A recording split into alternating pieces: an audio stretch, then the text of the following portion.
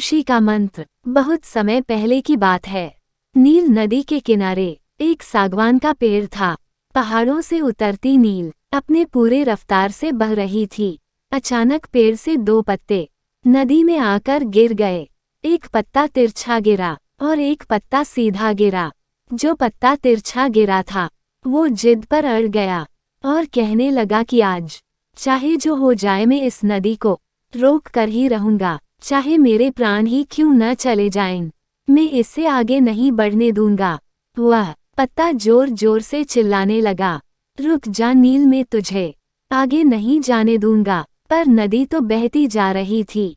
नदी को तो पता ही नहीं था कि कोई पत्ता उसे रोकने का प्रयास कर रहा है। इधर पत्ते की जान पर बन आई थी। वो लगातार संघर्ष कर रहा था। वो पत्ता नहीं जानता था कि बिना लड़े भी वहीं जाना था जहां थककर और हार कर पहुंचेगा।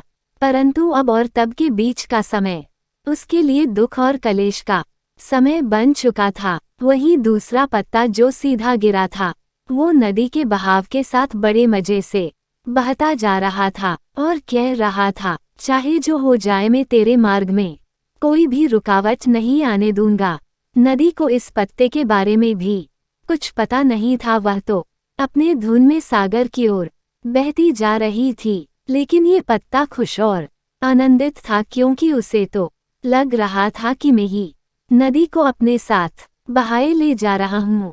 तिरछे पत्ते की तरह सीधे पत्ते को भी यह नहीं पता था कि चाहे वो नदी का साथ दे या नहीं दे, नदी तो वही पहुँचेगी जहाँ उसे जाना है।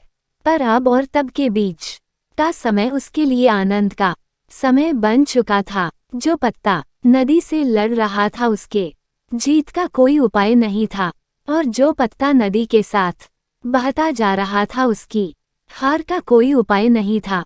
दोस्तों, ये कहानी हमें ये सिखाती है कि आप उन चीजों को बदलने की कोशिश न करें जो आपके हाथ में नहीं है। यही खुश रहने का सबसे बड़ा मूल मंत्र है। अगर कहानी पसंद आया हो तो लाइक कीजिए और चैनल पर नए हैं तो चैनल को सब्सक्राइब करें।